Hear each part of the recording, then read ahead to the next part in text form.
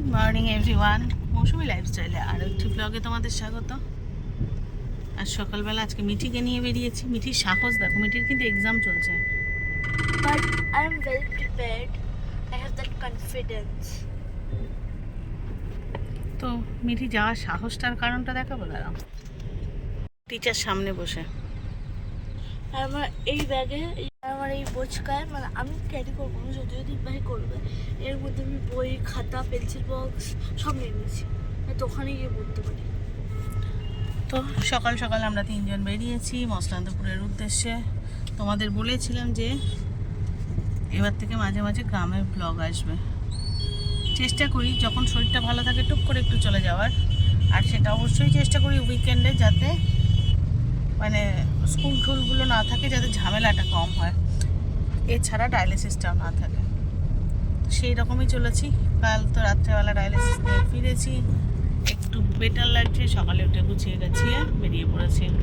আর তোমাদের দাদার সাথে নেই, কারণ ওর অফিস আছে, ও যাবে হয়তো রাত্রেবেলা কি কাল সকালবেলা। আর কেন যাচ্ছি, কী বৃত্তান্ত, এবার একটা কারণে যাচ্ছি, তোমাদের সাথে অবশ্যই শেয়ার করবো সেটা কালকে। মানে অনেক বেশি ইম্পর্টেন্ট একটা কারণ, তো সেই কারণেই যাচ্ছি। আর আজকে বেশ বেলা হয়ে গেছে, 8টা বেজে গেছে, কিন্তু ভোরবেলা যায়নি, যেহেতু মিঠি মাম সবাইকে নিয়ে বেরোতে হচ্ছে না। প্লাস মিঠির বই খাতা সব গুছিয়ে বেরোতে গেলে তো একটু তো সময় লাগবে, সেরকমই বেরিয়েছি। চলো সঙ্গে থাকো। দেখি ট্রেনের টার্গেট আছে 9টা 10, কিন্তু যেহেতু বাচ্চাদের নিয়ে যাচ্ছি, মিঠি আর মাম কিচ্ছু খায়নি, মানে কিছুই না, একটা বিস্কিটও মুখে দেয়নি। অন্তত গিয়ে স্টেশনে গিয়ে একটা বিস্কিটের প্যাকেট হলেও কিনতে হবে, নিয়ে তবে গিয়ে ট্রেনে উঠতে হবে। তো টিকিট কাটতে হবে, বাচ্চাদের নিয়ে বেরিয়েছি, বিস্কিট কিনতে হবে, তবে গিয়ে ট্রেনে উঠবো। সেই জন্য হাতে একটু সময় অত্যন্ত জরুরি। চলো সঙ্গে থাকো।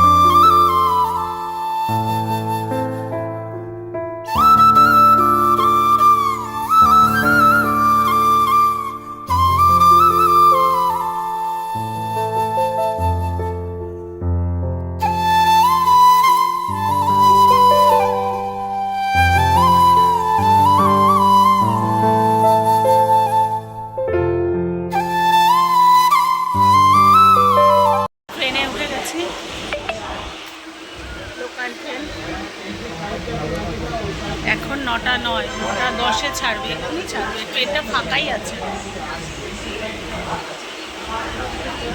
চলো যে পৌঁছাই।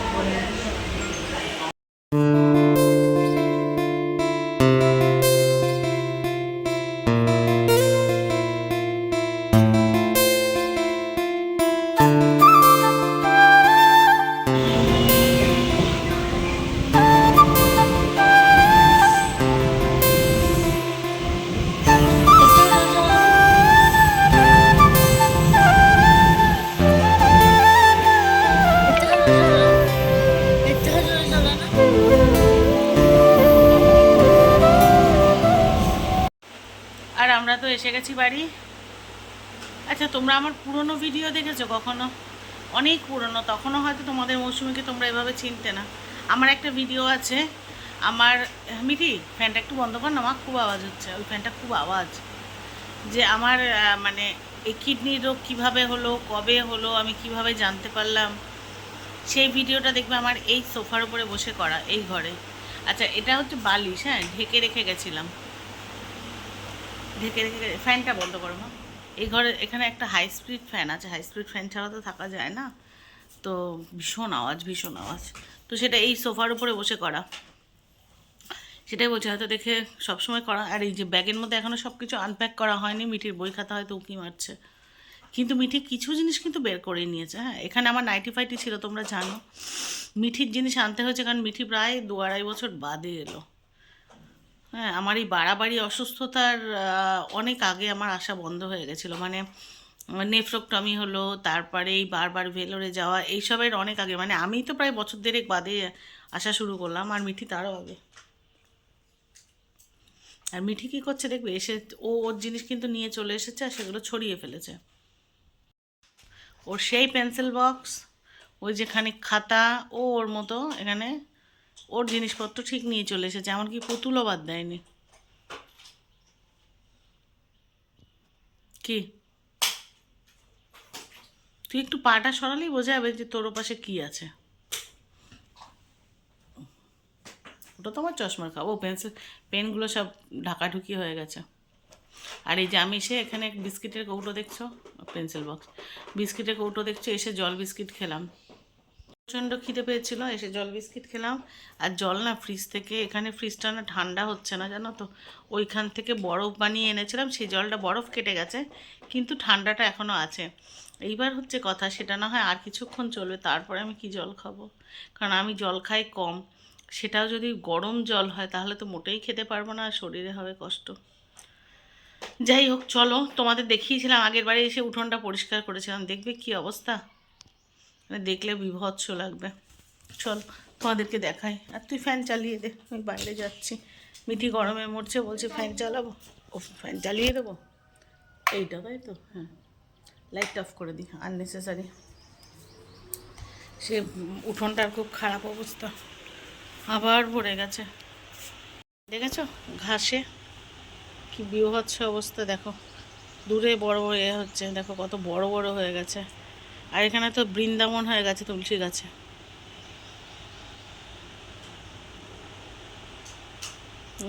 আর ওই দেখো সে কুমড়ো গাছটা,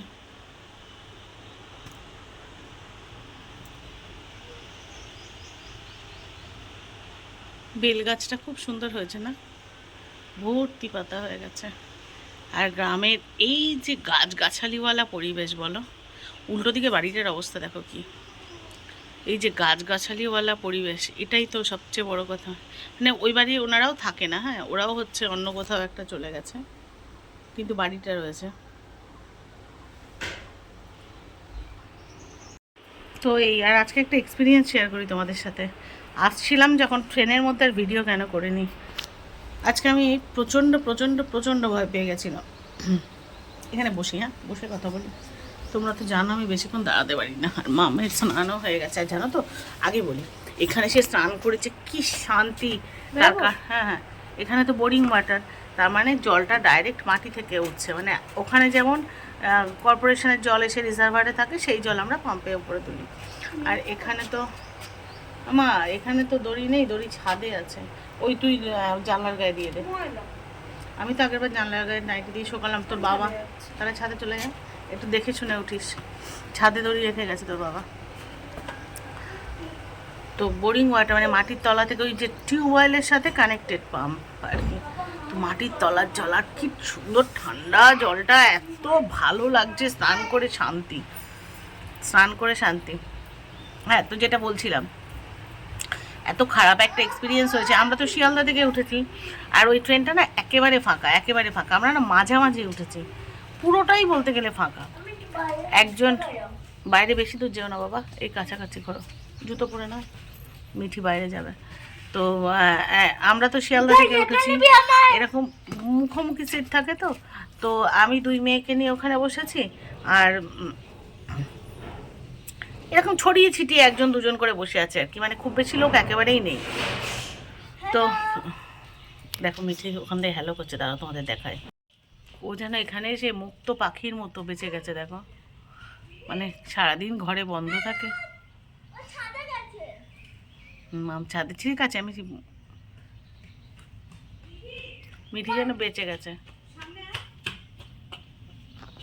চলো মায়ের কাছে যে আমি ক্যামেরা নিয়ে এসেছি জোর করে, এটা তোমাদের দেখাই আমাদের গ্রামের বাড়িটা কীরকম, আশপাশটা মানে পুরো মানে গ্রিনারি, পুরো সারা দিকে গ্রিনারি, মানে এত ট্রিজ আছে, পুরো গ্রিনারি, মানে শহরে এত গ্রিনারি থাকে না।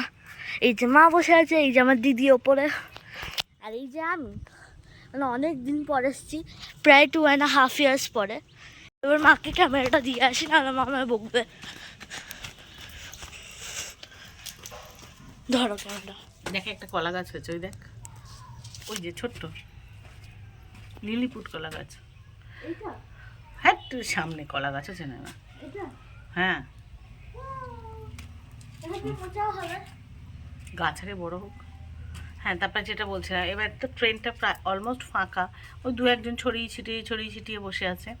তারপরে উল্টোডাঙা এলো, 2-3 জন মতো উঠলো, তাদের মধ্যে একজন এই মোটা, হচ্ছে বড় বড় চুল, তারপরে সে কীরকম, মানে আমি কারোর বডি শেমিং করছি না, বললে দেখো মোটা রোগা অনেকেই হয়, কিন্তু আমি সেটা একেবারেই বলছি না, কিন্তু ভদ্রলোককে দেখলে না একটা ভয় লাগছে। সে কেমন যেন, মানে অনেকটা ডাঁকাবুকো, আর হচ্ছে সে কীরকম, মানে আমি তোমাদের এক্সপ্লেন করতে পারবো না। তার মধ্যে এই যে হাতের এই গিঁটগুলো না এরকম স্পট কালো, মানে মারপিট করলে বা আমি জানি না বক্সিং করলে ওরকম হয় কি না, এরকম বড় বড় হাতে কালশিটে পড়া, দুটো হাতে, আর দুটো হাতে অনেকগুলো আংটি, ওই কোনোটা ঘোড়ার নালের, কোনোটা ওই যে ডাবল করে আংটি, মানে ওই তামার, কিন্তু দুটো করে পাথর, আর সেগুলো এতটা করে উঁচু, মানে ওটা দিয়ে যদি কাউকে ঘুষি দেওয়া হয় চোখ মুখ ফেটে যাবে। এবং দুটো হাতে মানে অনেকগুলো, মানে এরকমও আছে একটা আঙুলে দুটো করে আংটি, আর সেই ডবল এরকম বড় বড় পাথরের, আর ওই একটাই আছে ঘোড়ার নালের ডান হাতে, এরকম উঁচু, সে মনে হয় এরকম করে দিলেই একেবারে এখানে ফেটে যাবে।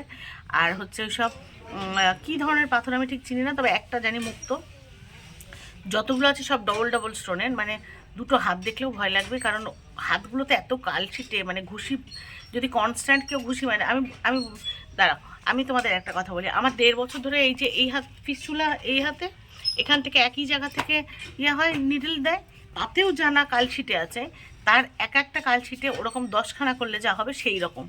আমি না লিটারেলি ভয়ে কাঁপছিলাম। হ্যাঁ দাদা, ভালো আছেন?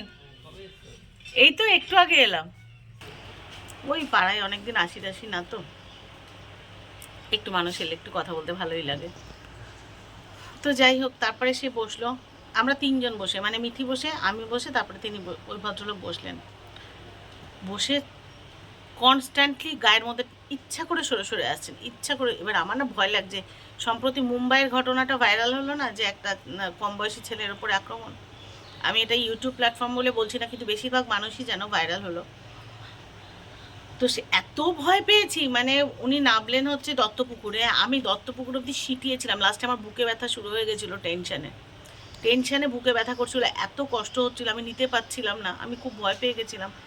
মানে তারপরে আর তো প্রথম দিকে তো ট্রেনটা ফাঁকা, আমি যত বলছি, আমি এইভাবে হেলে মিঠির দিকে চলে আসছি, উনিও হেলে ঘুমের ভান করছেন না, সত্যি ঘুমিয়ে গায়ের মধ্যে পড়ছেন। আমার তখন মনে হচ্ছে আমি যদি বেশি কিছু বলি, আমি একবার বললাম যে দাদা আপনি একটুখানি ঠিক হয়ে বসুন না, গায়ের মধ্যে আসছেন, আমি তো সরে যাচ্ছি, কোথায় আসছি গায়ের উপরে, সে কি বিচ্ছিরি, আর আমি না ভয় পেয়ে যাচ্ছি। উনি মানে আমি কিন্তু ভালোভাবে বললাম, আমার তখন মনে হচ্ছিলো যে ভগবান, আমি এই কামরায় কেন উঠলাম, কেন তোমাদের দাদাকে জোর করে আজকে আনলাম না, কেন আমি লেডিসে উঠলাম না। লেডিসে ভয় পাই কেন জানো, এই বনগার দিকের মাসিগুলো, ওই ফুলালা মাসি টাসিগুলো যায়, তারা খুব চিৎকার করে গালাগালি দেয়, সেই ভয়তে লেডিসে উঠিনি। সে মানে এক ভয় কাটাতে আরেক জায়গায় উঠেছি, আমি বললাম মাঝ বরাবর তেমন ভিড় হবে না, আর ওই রকম আমি পুরো সিঁটিয়েছিলাম লিটারেলি। তারপরে তোমার ওই বিরাটি, তারপরে ওই দিক থেকে একটু লোকটা ওঠা শুরু করলো, তখন তাও একটু প্রাণে জল এলো, মনে হলো যে না অন্তত সেফ। আবার মাম বলছে মা চিন্তা করো না, মানে ইচ্ছারাই বলছে চিন্তা করো না, এর লোকজন আছে তো। আমি বলছি ট্রেনের ঘটনাটাই, সেখানেও তো ভর্তি লোকজন ছিল, তারপরেও তো ঘটনাটা ঘটেছে। মানে আমি পুরো সিঁটিয়েছিলাম, আমি পুরো কুঁচকে, মানে আমরা দুজন মানুষ একটা মানুষের জায়গায় বসেছি, আমরা যত সরে যাচ্ছি তিনি তত সরে আসছে, মানে একটা বিভৎস ভয়ের মধ্যে দিয়ে গেছি। তোমাদের দাদাকেও এখনও কথাটা বলিনি, কারণ ও অফিসে আছে, টেনশন করবে। মানে বিভৎস ভয় পেয়েছি আজকে, বিভৎস, এরকম ভয় না পাওয়াই উচিত ছিল। যাই হোক, চলো ব্লগটা শেষ করি। ছোট্ট একটা ব্লগ দিলাম, অন্তত রোজ আসার চেষ্টা করছি, তাতে তোমরা অন্তত বুঝবে তোমাদের মৌসুমি ঠিক আছে। বিকালবেলায় রাস্তায় বেরোবো, সুন্দর সুন্দর ব্লগ আনার চেষ্টা করব। বাইরে মানে এত রোদ্দুরে তো এখন আর বাইরে বেরোবো না, রাস্তায় বেরোবো। আর এখন বসাবো সেদ্ধ ভাত, এখানে চাল আছে, ডাল আছে, সরি ডাল নেই, আলু আছে, আর মাম ডিম নিয়ে এলো। আর তোমাদের দাদা, এর আগের বার দাদার সাথে যখন এসেছিলাম তখন ঘি এনে রেখে গেছিলাম, তো ওই আলু সেদ্ধ ডিম সেদ্ধ ঘি দিয়ে এখন ভাত খাবো। রাত্রে কিছু রান্না করলে তোমাদের সাথে অবশ্যই শেয়ার করবো। এখন তো এই গরমে পাচ্ছি না, খুব কষ্ট হয়েছে, স্নান টান হয়ে গেছে। চলো তাহলে ব্লগটা এখানেই শেষ করি। সবাই যে যেখানে আছো ভালো থেকো, সুস্থ থেকো। আর যদি নতুন বন্ধু আমার চ্যানেল ভিজিট করে থাকো, চ্যানেলটা সাবস্ক্রাইব করে পাশে থেকো প্লিজ। আর যদি ব্লগটা একটুও ভালো লেগে থাকে, লাইক কমেন্ট শেয়ারের পাশাপাশি একটা হাইপ করে দিও। দেখা হচ্ছে নেক্সট ব্লগে, আর সেটা আসছে আরও সুন্দর ব্লগ। চলো ততক্ষণের জন্য সবাইকে টাটা।